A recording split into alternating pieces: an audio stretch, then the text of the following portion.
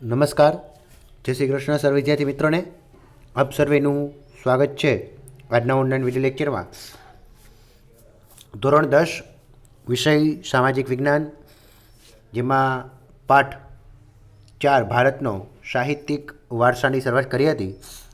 જેમાં ગયા વિડીયો લેક્ચરોમાં આપણે વિવિધ ભાષાઓના રચાયેલી વિવિધ કૃતિઓ, સાથે સાથે ગુજરાતી સાહિત્યમાં પણ જે રચયિકર્તાઓએ સારી એવી કૃતિઓ રચી અને ગુજરાતી સાહિત્યને સમૃદ્ધ બનાવ્યું હતું એની ચર્ચાઓ કરી હતી. તો ચાલો વિદ્યાર્થી મિત્રો, આ વિડીયો લેક્ચરમાં આપણે આ પાઠને આગળ વધારીએ અને જેમાં આપણે આજે શરૂઆત કરવાના છીએ મુખ્ય મધ્યકાલીન સાહિત્ય. બરાબર, મધ્યકાલીન સાહિત્ય એટલે શું? તો સૌથી પહેલી વસ્તુ મેં તમને કીધું હતું કે વૈદિક યુગ એટલે કે જેમાં વેદો ગ્રંથ છે અથવા તો વેદો છે એ લખાયા હતા, એટલા માટે વૈદિક યુગ તરીકે ઓળખવામાં આવે છે. તો વૈદિક યુગ પછીનો જે સમય છે એ સમય એટલે કે મધ્યકાલીન સાહિત્ય. તો શરૂઆત કરીએ આપણે એની. તો કે ઉત્તર ભારતમાં મધ્યયુગની શરૂઆતમાં સંસ્કૃત સાહિત્યની ભાષા બની રહી હતી. એટલે કે મધ્યયુગ સુધી છે એ સંસ્કૃત છે એ સંપૂર્ણ સાહિત્યની ભાષા તરીકે ઓળખાતી હતી, અથવા તો એ જ ભાષા મોટા પ્રમાણમાં સાહિત્ય રચાતું હતું. આ યુગમાં કાશ્મીરમાં 2 મહાન ગ્રંથો લખાયા. આ બંને મહાન ગ્રંથોના નામ તમારે યાદ રાખવાના છે અને કોણે લખ્યો છે એ ખાસ યાદ રાખવાનું છે.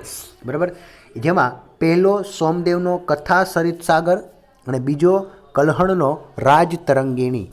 વિદ્યાર્થી મિત્રો, કથા સરિત સાગર એટલો આપણે આઈએમપી ન કહી શકીએ, પણ આપણા ગુજરાતને ધ્યાનમાં રાખીને કોઈ આઈએમપી હોય તો એ છે રાજ તરંગિણી. બરાબર, સૌથી પહેલાં ગુજરાત નામ જો ક્યાંય પણ વપરાયેલું હોય તો એ ગ્રંથ એટલે કે રાજ તરંગિણી. બરાબર, સૌથી પ્રથમ એવો ગ્રંથ હતો કે જ્યાં આપણા રાજ્ય ગુજરાતનું નામ છે એનો ઉલ્લેખ કરેલો હતો ગુજરાત તરીકે, એટલે રાજ તરંગિણી છે એ ગ્રંથનું નામ યાદ રાખવું. બરાબર, કોને લખી હતી? કલ્હણે. એમાં રાજ તરંગિણી કાશ્મીરના ઇતિહાસને આલેખતો અત્યંત મહત્ત્વપૂર્ણ ગ્રંથ છે. સાચા અર્થમાં તે ભારતનો સર્વપ્રથમ ઐતિહાસિક ગ્રંથ છે. જોઈ શકો છો તો કે સૌથી પહેલો ઐતિહાસિક ગ્રંથ છે એ રાજ તરંગિણી હતો કે જેને કવિ કલ્હણે લખ્યો હતો. આ સમયની બીજી મહત્ત્વની રચના જયદેવનું ગીત ગોવિંદ છે. બરાબર, ગીત ગોવિંદ એ એક આખી પુસ્તકનું નામ છે, જેની ગણના સંસ્કૃતના સુંદરમાં સુંદર કાવ્ય ગ્રંથોમાં થાય છે. આ સમયે અપભ્રંશ થયેલી ભાષામાંથી આધુનિક ભારતીય ભાષાઓનો વિકાસ શરૂ થયો હતો. અપભ્રંશ થવું એટલે કે ભાષામાંથી અમુક શબ્દો છે એ પોતાની શૈલીમાં બોલાતા હોય અને એક અલગ જ ભાષા છે એ ઉદ્ભવી નીકળે. જસ્ટ એક એક્ઝામ્પલ, આપણે ગુજરાતી ચોક્કસ ગુજરાતી નથી કહી શકતા. બરાબર, તો ચોક્કસ ગુજરાતી નથી બોલતા. અમુક એવા શબ્દો હોય કે જે એક પ્રકારે તળપદા હોય છે. બરાબર, કે જે એક પ્રાદેશિક બોલીમાં બોલાતા હોય છે. આપણે ઘણી વખત હને સ બોલતા હોય છે. બરાબર, આપણે છ ને સ તરીકે ઘણી વખત ઉચ્ચારણ કરતા હોય. તો આવી ઘણી બધી બાબત હોય એટલે ભાષા શું થઈ છે? અપભ્રંશ થઈ છે. અપભ્રંશ થઈ અને અનેક વિવિધ ભાષાઓનો વિકાસ થયો છે. કવિ ચંદબદરાય રચિત પૃથ્વીરાજ રાસો હિન્દી સાહિત્યનો પ્રારંભિક ગ્રંથ છે. પૃથ્વીરાજ ચૌહાણના વીરતાપૂર્વક કાર્યોનું વર્ણન કરતા આ ગ્રંથની રચનાથી હિન્દી સાહિત્ય જગતમાં વીરગાથા યુગનો પ્રારંભ થયો હતો. રેડી વિદ્યાર્થી મિત્રો? તો વીરગાથા યુગનો પ્રારંભ થયો ક્યાંથી? એટલે કે વીરગાથા યુગ એટલે શું? તો કે કોઈ એક વ્યક્તિ કે જે ખૂબ જ વીર હોય અથવા તો એને સારા એવા વીરભર્યા કાર્યો કર્યા હોય તો એના ઉપર ગ્રંથ લખવાની શરૂઆત થઈ હતી. તો સૌથી પહેલાં શરૂઆત કોને કરી હતી? તો કે પૃથ્વીરાજ રાસો નામના ગ્રંથ લખનાર કવિ ચંદબદરાય. બરાબર, આ સમયમાં દ્રવિડ કુળની ભાષાઓનો વિશેષ વિકાસ થયો. થોડા સમય સુધી કન્નડ સાહિત્ય પર જૈન ધર્મની ગાઢ અસર પડતા કવિ પંપાએ આદિ પુરાણની રચના કરી. હવે વિદ્યાર્થી મિત્રો, કયા ભાષામાં કયા કવિએ કયો ગ્રંથ લખ્યો એના માટેનો કોષ્ટક મેં તમને ગયા વિડીયો લેક્ચરમાં પણ કીધું હતું બનાવી નાખવાનું. તો આશા છે કે તમે બધા બનાવી લીધો હશે. ફરીથી આપણે એની ચર્ચા કરી લઈએ. હવે તમે આ રીતે 3 પાડી શકો કોલમ. બરાબર, પહેલી ભાષા, બરાબર, પછી છે રચયિતા અથવા તો પુસ્તકનું નામ ગમે તે લખી શકો અને એની રચના. બરાબર. તો ચાલો ભાષામાં આપણે સિમ્પલ એક્ઝામ્પલ સ્વરૂપે ચાલો આ કન્નડ. બરાબર, કન્નડ ભાષા. ચાલો એમાં કોઈ એક આપણે ગ્રંથની વાત કરીએ તો કે આદિપુરાણ. રચયિતામાં પંપા, કવિ પંપા. અને કવિ પંપાએ શું લખી હતી તો કે આદિપુરાણ લખેલું હતું. બરાબર, આદિપુરાણ. તો આ રીતે તમે બધા ગ્રંથનું કરી નાખો. બરાબર. આગળ આપણે જોયું પૃથ્વીરાજ રાજો. બરાબર. તો હવે કઈ ભાષાની હતી અહીં તમને ન લખ્યું તો કાંઈ વાંધો નહીં, ડેશ કરી નાખો. રચયિતા કોણ હતા તો કે ચન્નબદરાય. બરાબર, ચન્નબદરાય એ. અને કઈ રચના તો કે પૃથ્વીરાજ રાસો. એટલે આ રીતે તમે લખી શકો છો. રેડી. એટલે આવી રીતના કોષ્ટક આપણે બનાવી લેવાનું છે તમારે. ત્યાર પછી આગળ વધીએ તો કે થોડા સમય સુધી કન્નડ સાહિત્ય પર જૈન ધર્મની ગાઢ અસર પડતા કવિ પંપાએ આદિપુરાણની રચના કરી હતી. 16મા જૈન તીર્થકરનું જીવન આલેખતું શાંતિપુરાણ કવિ પોન્નાએ તૈયાર કર્યું હતું. બરાબર, કવિ પોન્નાએ શાંતિપુરાણ લખ્યું, જ્યારે કવિ પંપાએ આદિપુરાણ લખ્યું. બંને નામ થોડાક સિમિલર છે એટલે જરા પણ કન્ફ્યુઝન ઊભું ન થાય એ વસ્તુ ધ્યાન રાખવી. આ ઉપરાંત રન્નાએ અજિતનાથ પુરાણ નામની કૃતિઓ રચી. એ યુગના કવિઓ પંપા, પોન્ના અને રન્નાએ પ્રારંભિક કન્નડ સાહિત્યની ત્રિપુટી તરીકે ઓળખવામાં આવે છે. પ્રશ્ન પૂછી શકે છે કે કન્નડ સાહિત્યની ત્રિપુટી કઈ તો કે પંપા, પોન્ના અને રન્ના. પપ્પા, પોન્ના અને રન્ના. પંપાએ છે એ આદિપુરાણ લખ્યું, પોન્નાએ છે એ શાંતિપુરાણ લખ્યું અને રન્નાએ છે એ અજિતનાથ પુરાણ લખેલું છે. એટલે આ ખાસ ધ્યાન રાખવું. બરાબર. આ રીતે હજી તમે પાછું ફરીથી એ જ કોષ્ટકમાં લખી નાખવું. બરાબર. પંપા તો કે આદિપુરાણ, પછી છે પોન્ના તો શાંતિપુરાણ, પછી છે રન્ના જેને લખ્યું હતું અજિતનાથ પુરાણ. બરાબર. તો આ રીતે તમે લખી શકો છો. એ યુગના કવિઓ પંપા, પોન્ના અને રન્ના પ્રારંભિક કન્નડ સાહિત્યની ત્રિપુટી તરીકે ઓળખવામાં આવે છે. કવિ કંબલે તમિલ ભાષામાં રામાયણમની રચના કરી. આ ઉપરાંત તમિલ ભાષામાં અન્ય પ્રસિદ્ધ સાહિત્ય પણ રચાયું હતું. બરાબર. કવિ કંબલે તમિલ ભાષામાં રામાયણમની રચના કરી. આ ઉપરાંત તમિલ ભાષામાં અન્ય પ્રસિદ્ધ સાહિત્ય પણ રચાયું હતું. ભારતીય ભાષાઓનો વિકાસ અને સાહિત્યિક કૃતિઓની રચના દિલ્હી સલ્તનત કાળમાં વેગીલી બની હતી. બરાબર. આપણે ખબર જ છે કે દિલ્હી સલ્તનત કાળ એટલે કે લોધી વંશ, બરાબર, સૈયદ વંશ, પછી છે ગુલામ વંશ, આ બધા દિલ્હી સલ્તનત કાળમાં આવે છે. હિન્દી ભાષાના બે સ્વરૂપો વ્રજ અને ખડ બોલીનો પણ સાહિત્યિક રચનામાં વિનિયોગ થવા લાગ્યો. આ બંને ભાષાઓમાં અનેક ભક્તિ ગીતો રચાયા.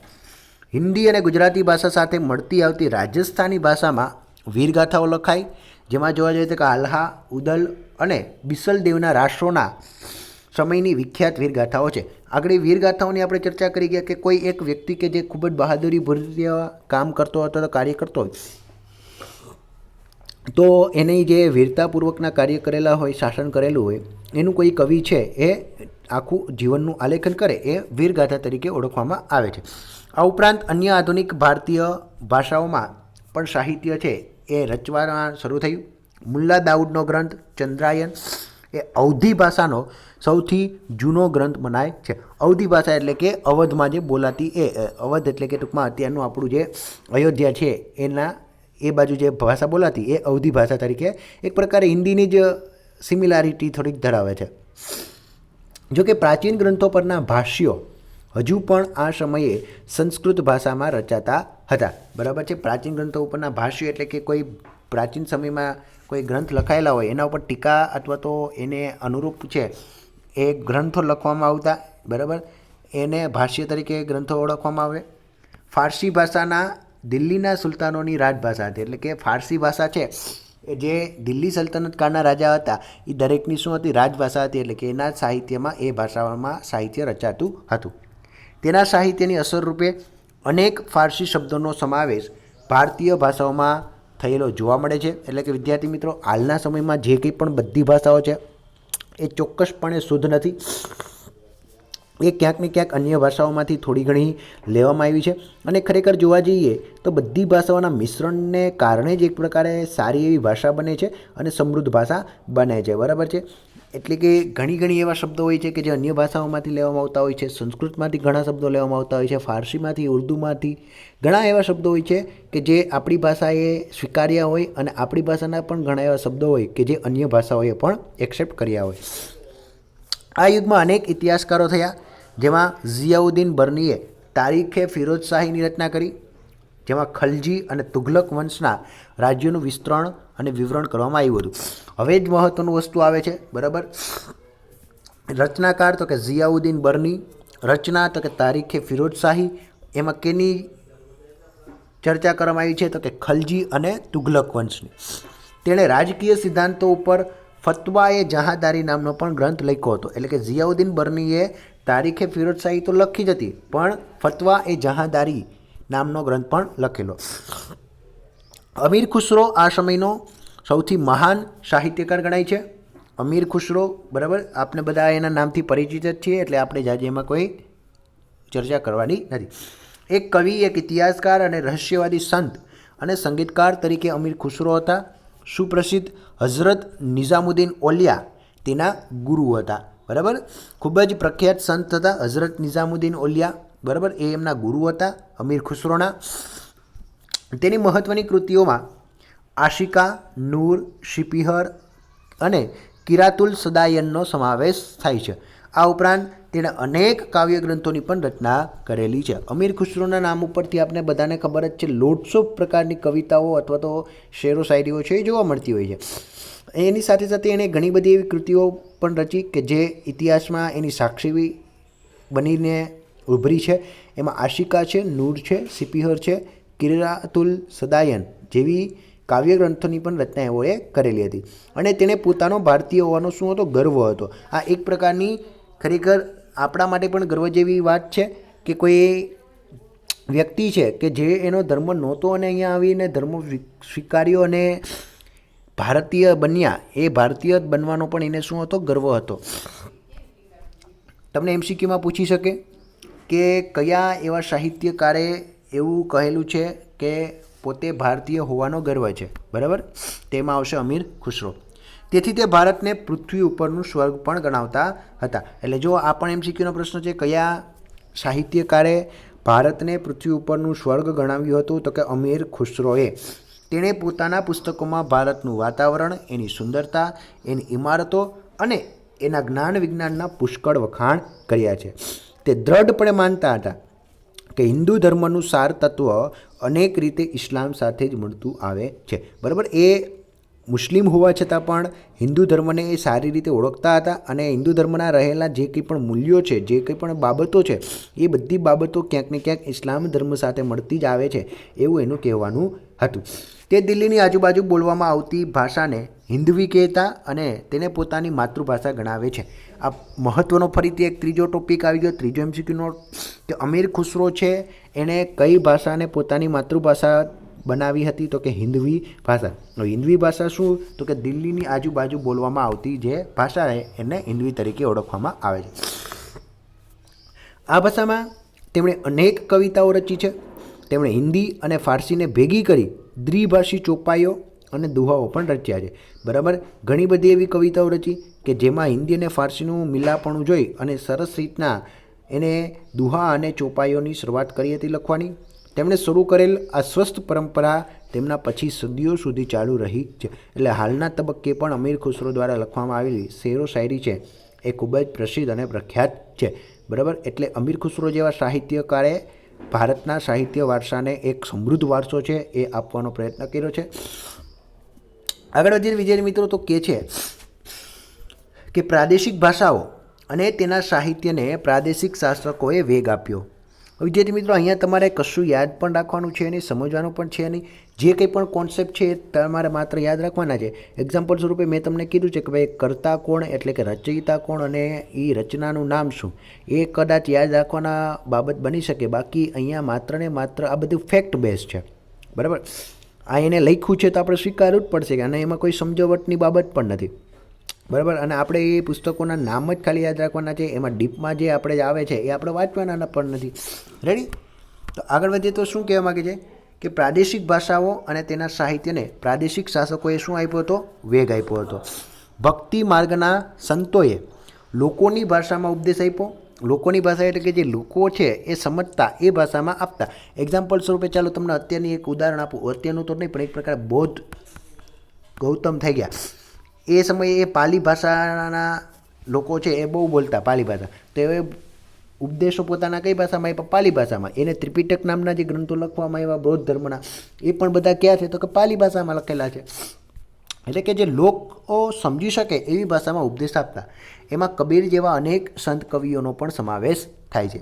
એ વખતે ભોજપુરી અને અવધી હિન્દી ભાષાની જ મુખ્ય બોલીઓ હતી. એટલે કે હાલની જે ભોજપુરી અને અવધી જે અલગ છે એ ખરેખર એક પ્રકારની હિન્દી ભાષાની જ મુખ્ય બોલીઓ છે. કબીરની રચનામાં મુખ્યત્વે સધુકડી લોકબોલીમાં છે. આ એક ખાસ યાદ રાખજો, કબીરની રચના કઈ ભાષામાં મોટા ભાગે બોલવામાં આવે છે? તો કે સધુકડી લોકબોલી. તેના દોહરાઓમાં લોક સાહિત્યનું અંગ બન્યા છે. મલિક મુહમ્મદ જાયસીએ અવધીમાં પદ્માવત નામનું મહાકાવ્ય લખ્યું. આ ઉપરાંત તુલસીદાસનો પ્રસિદ્ધ ગ્રંથ રામચરિત માનસ આ સમયે અવધી ભાષામાં લખાયો હતો. મોસ્ટ ટાઈમ પ્રશ્ન, તુલસીદાસે લખેલું રામચરિત માનસ કઈ ભાષામાં છે? તો કે અવધી ભાષામાં. અને આ યુગમાં અવધી ભાષાના બીજા કવિઓ પણ થયા હતા. ક્લિયર વિદ્યાર્થી મિત્રો? એટલે જોઈ શકો છો ઘણું બધું છે. વિદ્યાર્થી મિત્રો આપણે આગળ વધીએ તો ખાલી કહેવા શું માગે છે તો કે આ યુગમાં હિન્દી ઉપરાંત બીજી ભાષામાંનું પણ સાહિત્ય રચાયું. બંગાળના સુલતાનોના આશ્રયે રહીને કૃતિવાસે બંગાળીમાં રામાયણ અને પ્રસિદ્ધ કવિ ચંડીદાસે સેંકડો ગીતો રચ્યા. બંગાળમાં સંત ચૈતન્યથી ભક્તિ ગીતો લખવાની પરંપરા શરૂ થઈ. નરસિંહ મહેતાએ ગુજરાતીમાં અને નામદેવ તથા એકનાથે મરાઠીમાં ભક્તિ ગીતો રચ્યા.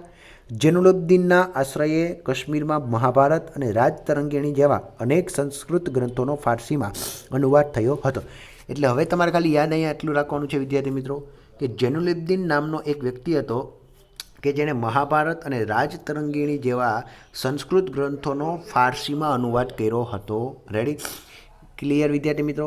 તો આજના લેક્ચરને અહીં સુધી રાખીએ છીએ. નેક્સ્ટ લેક્ચરમાં આને આપણે આગળ વધારીશું. બરાબર વિદ્યાર્થી મિત્રો? કયું સાહિત્ય છે, કઈ ભાષામાં રચાયું છે અને એના રચયિતા કોણ છે એનો ખાસ કોષ્ટક બનાવી લેજો. આ ફેક્ટ બેઝ જ છે આખો પાઠ. આમાં કોઈ પણ પ્રકારની બાબત છે એ સમજાવવાની આવતી નથી અને સમજવાની પણ એટલી છે નહીં. માત્ર યાદગીરી રાખવાની છે કે ભાઈ આ ગ્રંથ છે એ કોણે લખ્યો છે, બરાબર, અને એ રચના કેની પાછળ લખેલી છે. પૃથ્વીરાજ રાસો છે તો કોણે લખ્યું? તો કે કવિ ચંદભદ્રાય. બસ એટલું તમારે યાદ રાખવાનું રહેશે. ક્લિયર વિદ્યાર્થી મિત્રો? તો અહીં સુધી રાખીએ છીએ. મળ્યા નેક્સ્ટ વિડીયો લેક્ચરમાં. જય હિન્દ અસ્તુ.